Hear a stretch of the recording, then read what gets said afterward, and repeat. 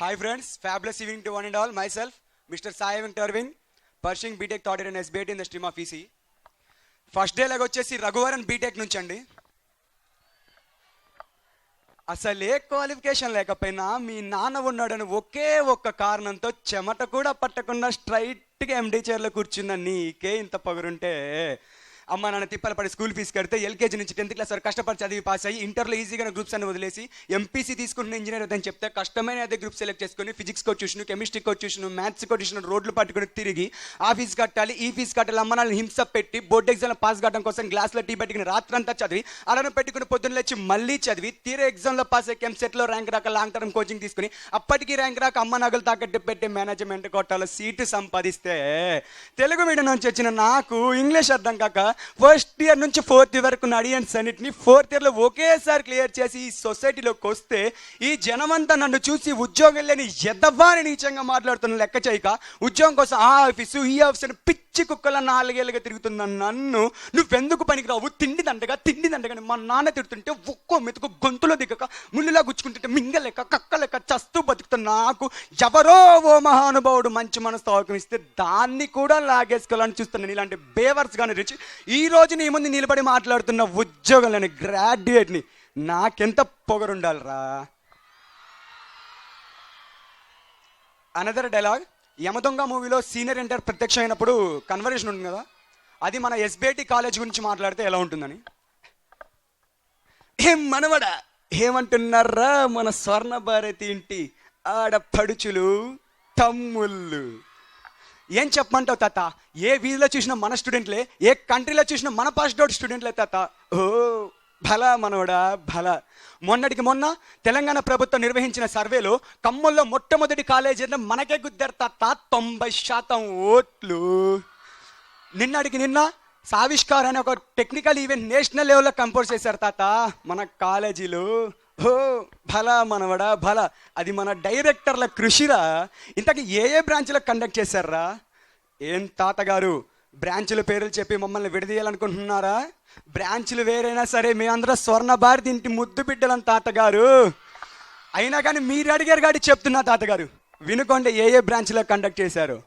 ఈ ప్రపంచం ఇంత పెద్దగా ఉన్నా, ఇంత పెద్ద ప్రపంచంలో నువ్వు ఎక్కడున్నా సరే నా కమ్యూనికేషన్ ద్వారా నిన్ను చేరుకోగలను అని నిరూపించి చూపించిన ఈసీఈ బ్రాంచ్ వారికి, ప్రపంచం మొత్తం కారు చీకట్లలో కమ్ముకుపోయిన వేళ బల్బును కనిపెట్టి ప్రపంచానికే వెలుగును చూపించినటువంటి థామస్ అల్వా ఎడిసన్కి వారసులైన ట్రిపుల్ బ్రాంచ్ వారికి, మేము లేనిదే ప్రపంచం లేదు, ప్రపంచ పారిశ్రామిక రంగం లేదు అని నిరూపించి చూపించి తన కంప్యూటర్ ద్వారా చాటి చెప్పిన చార్లెస్ బాబ్బేజీకి వారసులైన సిఎస్సి బ్రాంచ్ వారికి, మేము సైతం కాలం కన్నా వేగంగా పరిగెత్తగలమని న్యూటన్ గమన సూత్రాల ద్వారా నిరూపించి చూపించిన న్యూటన్కి వారసులైన మెకానికల్ బ్రాంచ్ వారికి, మేము సైతం ఆకాశాన్ని హద్దుకోగలం, ఆకాశాన్ని ముద్దలగలం, ఆకాశాన్ని సైతం తలదన్నగలం నిరూపించి చూపించిన బుర్జ్ ఖలీఫాకి వారసులైన సివిల్ బ్రాంచ్ వారికి కండక్ట్ చేశారు తాత ఫెస్ట్.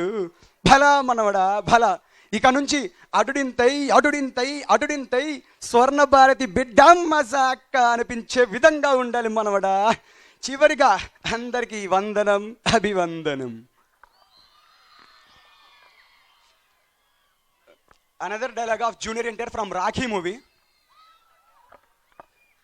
సార్ ఒక 50 మందిని చంపే కానీ మీడియా, ప్రభుత్వం, ప్రజలు అదేదో పెద్ద అనుభవం పడ్డట్టు అల్లకలం అయిపోయారే. మన జన్మలకు కారణమై మన రక్తాలు పంచుకొని మన జీవితంలో సగభాగమైన ఆడవాళ్ళ మీద ఎన్ని దారుణాలు సార్, నీచాతి నీచంగా అతి క్రూరంగా జరుగుతున్నాయి సార్. ఒక్కడైనా సార్ పట్టించుకున్నాడా? ప్రశ్నించాడా? నిలదీశాడా? పోనీ ఆపే ప్రయత్నం చేశాడా సార్? అసలే జరుగుతుంది మన దేశంలో. మన అమ్మలు, మన అక్కలు, మన చెల్లెళ్ళు, మన కూతుళ్ళు బయటికి వెళ్తే తిరిగి వచ్చేంత వరకు ఎందుకు సార్ భయంగా ఉంటున్నాం? బిక్కుమంటూ ఎందుకుంటున్నాం? అరే వాళ్ళని అడవుల్లోకి, బాంబుల మధ్యకి, జడరుల్లోకి వెళ్ళిపోతున్నారా? మనలాంటి మామూలు మనుషుల మధ్యకే కదా సార్ వెళ్ళేది. ఆడది బయటికి వస్తే చాలు సార్, సందుల్లోనూ, రోడ్ల మీద, బస్సుల్లోనూ, బస్ స్టాపుల్లోనూ, ఆఫీసుల్లోనూ, పోస్ట్ ఆఫీసుల్లోనూ, కాలేజీల్లోనూ, రెస్టారెంట్లోనూ, పార్కుల్లోనూ, సినిమా థియేటర్లోనూ, ఎక్కడ పడితే ఎక్కడ సార్ కామంతో చూస్తున్న కొన్ని వేల కళ్ళ మధ్యలో నడవాలి సార్ మన స్త్రీ. ఎప్పుడు ఎవడు ఎక్కడ ఏం చేస్తాడని భయం సార్ మనకి. అరే స్త్రీ అంటే సెక్సేనా? ఏంటి సార్ ఈ పరిస్థితి? దరిద్రం, థూ, పుణ్యభూమి, వేదభూమి, కర్మభూమి, ఇలా ఎన్నో పేర్లను మన దేశానికి కర్మ ఏంటి సార్? మాతృదేవోభవ అని మొదటి నమస్కారం స్త్రీకే పెట్టమని చెప్పిన మన భారతీయ సంస్కృతి ప్రపంచానికి ఎంతో నేర్పించింది సార్. కానీ మనకే సార్ ఏమీ నేర్పించలేకపోయింది సార్. ఇదే దేశంలో రావణాసురుడు అనే సెక్షన్ ఫార్వర్డ్ని సీతామతల్ని ఎత్తుకెళ్ళినందుకు కోతులతో కలిసి వాడి సామ్రాజ్యాన్ని సర్వనాశనం చేసిన రాముని చూసి మనం ఏం నేర్చుకోం సార్. ఒక ఆడదానికి కొంగులాడినందుకు 18 లక్షల మంది పిచ్చి కుక్కల్ని చెప్పిన మహాభారతాన్ని చూసి మనం ఏం నేర్చుకోమా సార్? నేర్చుకున్నాం సార్, నేర్చుకున్నాం. ఆడవాళ్ళని ఎత్తుకుపోవటం, చీరలు లాగటం. Great country sir, salute to my country and my culture, salute sir. Sir police స్టేషన్లు, కోర్టులు, కమిషన్ ఆఫీసులు, సెక్యూరిటీలు, ఎట్సెట్రాలు ఇలా ఇవన్నీ మనం సవ్యంగా నాగరికంగా బతకడం కోసం కొన్ని వేల లక్షల కోట్ల ప్రజల సొమ్ముతో మనందరి కోసం ఏర్పరచుకున్న ప్రపంచంలోని అతిపెద్దదైన డెమోక్రటిక్ సిస్టంలో ఆడదానికి సేఫ్టీ లేదు సార్. మారాలి సార్, మారాలి సార్, ఈ పద్ధతి మారాలి సార్. సార్ మార్పు అనేది ఏదో ఆకాశం నుంచి ఊడిపడదు సార్, మనలో రావాలి సార్, మనందరిలోనూ రావాలి సార్. మన అమ్మలు మనల్ని భద్రంగా కడుపులో దాచుకొని మోసి కని పెంచినందుకు కనీస కృతజ్ఞతగా మన చుట్టూ ఉండే ఈ ఆడవాళ్ళని గుండెల్లో పెట్టుకొని కాపాడుకోవాలి సార్. శిక్షలు వేయటం కాదు సార్, మా అందరి చేత పెద్ద బాల శిక్షలు చదివించండి సార్. నా ఈ ఆటవిక అనాగరిక సమాజాన్ని తీసుకెళ్ళి మళ్ళీ బడిలో వేయండి సార్, బడిలో వేయండి సార్. ఆడవాళ్ళ గురించి చెప్పండి సార్, అమ్మతత్వం గురించి నేర్పించండి సార్. అంతే సార్, అంతే. Thank you.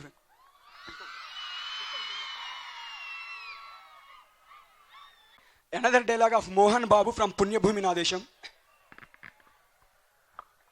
ఏమిటి అందరూ అలా చూస్తున్నారు? ఓ వీడిని ఎలా ఉరితీస్తాను చూద్దాం సరదాగా తమాషాగా వచ్చారా? చూడండి, బాగా చూడండి. ఇప్పుడు మొహానికి ముసుగేస్తారు, తాడు తగిలిస్తారు, ఈ తలర్సొద్దు ఒకే ఒక గుంజి కసక్కడ గుంజుతాడు, అంతే. నాలుక ఇలా బయటకు వస్తుంది, కళ్ళు ఇలా పడుచుకొస్తాయి, మెడ ఇలా వేలాడుతుంది, ఫినిష్. నేను చచ్చిన తర్వాత ఈ కుర్రాన్ని చంపడం అన్యాయమని కొంతమంది కొనుక్కుంటారు, ఈ అన్యాయం ఎలాగైనా ప్రతిఘటించని మరికొంతమంది పిడికిలు బిగించి ఆవేశపడతారు. న్యాయమో అన్యాయం అంతా పైవాడి డిక్టేషను, మనకెందుకు లేని వేదంతం పలుతూ కొంపలకి వెళ్తారు. పిల్లలు కూటికి పిలుస్తారు, తింటారు, నిద్రపోతారు, తెల్లారిపోతుంది. అంతేగాని అసలు వీడిని ఎందుకు గుర్తిస్తున్నారు, అసలు వీడు ఎవడి కోసం పోరాటం చేశారు అని మీ మనసుల్లో పుట్టదు. అసలు మీకు మనసులు ఉంటేనే కదా ఆలోచన పుట్టడానికి. మీ మనసులో అప్పుడు తెల్లవాడికి బానిస, ఇప్పుడు నల్లవాడికి బానిస. దేశభక్తి మీలో ఎప్పుడో చచ్చిపోయింది. ఒకవేళ ఉన్నా అది ఆగస్టు 15 జెండా ఎగరవేసే టైంలో చటుక్కున పడుతుంది. జనగణమన అధినాయక జయ అనగానే పుట్టుక్కున చచ్చిపోతుంది. అది అగ్గది పుణ్యభూమి నా దేశం. హోంవర్క్ చేయలేదని పిల్లాన్ని, కూర సరిగా ఉండలేదని పిల్లాన్ని తిడతారు, కానీ ఏ రోజున మాకేం చేసామని ఏ మంత్రిని నడి రోడ్డు మీద కాలర్ పట్టుకొని నిలదీశారా? దమ్ము లేదు. తరతరాల నుంచి మహారాజుల దగ్గర నుంచి నేటి రాజకీయ నాయకులకు వాళ్ళ కాళ్ళ చుట్టూ గానుగుల పినుగుల తిరగడం మీకు అలవాటు అయిపోయింది. మీ జీవితంలో కొత్త సూర్యోదయం నింపడం కోసం అడవులు పాలై ఆకలి తప్పులను సహిస్తూ ప్రాణాలని సైతం త్యాగం చేస్తున్న నాలంటే దారి తప్పిన సోదరులను చూసిన మీ పిరికి గుండెల్లో ధైర్యం పుట్టదు. అడుగడుగున ఆకలి, అవినీతి, దరిద్రం, దౌర్జన్య, నిరుద్యోగం విలేతండం చేస్తున్న 68 ఏళ్ల స్వరాజ్యాలు మనకెందుకు గతి పెట్టింది? మనం ఇంకెందుకు కుక్కల్లా, నక్కల్లా, పందుల్లా, పశువుల్లా హీనాధీనంగా బతుకుతున్నాం అని మీ వెర్రి మొర్రి బుర్రలో ఆలోచన పుట్టదు. అంతా విధి, కర్మ, నుదిటి రాత అని మీ అసమర్థతను మీరే కప్పుచ్చుకుంటున్నారు. నూతులని కప్పల్లా ముద్రతి చిప్పులు గిరిగీసుకొని బతుకుతున్నారు. చందమామ రావే, జాబిలి రావని చిన్నప్పుడు రాని చందమామను చూపించి మీ అమ్మ మిమ్మల్ని మోసం చేసింది. ప్రణాళికలు రావే, ప్రాజెక్టులు రాని ప్రణాళికల్ని ప్రాజెక్టులు చూపించి నాయకుల్ని మిమ్మల్ని మోసం చేస్తారు. వాళ్ళకే ముద్దరేస్తారు. తర్వాత 5 సంవత్సరాలు బొటన వేలు నోట్లో పెట్టుకొని చీక్కుంటారు. ఆ తరువాత వాళ్ళు చేసే దోపిడీలు, దౌర్జన్యాలు మీకు కనిపించకుండా ఉండటం కోసం మీకు చిన్న పని పెడతారు.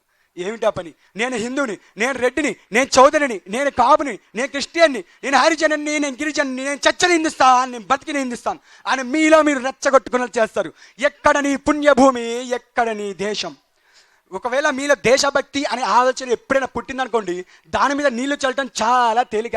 ఇప్పుడు చార్మినార్ ఉన్న చోట శ్రీకృష్ణుడు ఒకప్పుడు ఆవులను మేపడంటే చాలు, ధరలు పెరుగుతున్న సంగతి గుర్తురాదు, దరిద్రం మూలుగుతున్న సంగతి గుర్తురాదు, మీదెక్కి నాయకులు తొక్కుతున్న సంగతి గుర్తురాదు. శ్రీకృష్ణుడు, ఆవులు, చార్ముడు పొలోమని ఉరుక్కుంటూ వెళ్తారు, ఒకళ్ళొకరు నరుక్కొని చస్తారు. జయ హే పుణ్యభూమి నా దేశం. ఒక్కసారి బాగా ఆలోచించండి మిత్రులారా. ఏమిటి అందరూ ఆలోచిస్తున్నారు? ఎవరికి లేని దుల్లాచాల వీడికి ఎందుకు నవ్వుకుంటున్నారా? నవ్వుకోండి. నాకు చచ్చే టైం అయింది, వీడికి పాపం భోజనం చేసే టైం ఉంది, పాపం మీ అందరికి నెక్స్ట్ పర్ఫార్మెన్స్ చూసే టైం అయింది. లాగించు బ్రదర్, లాగించు. Thank you friends.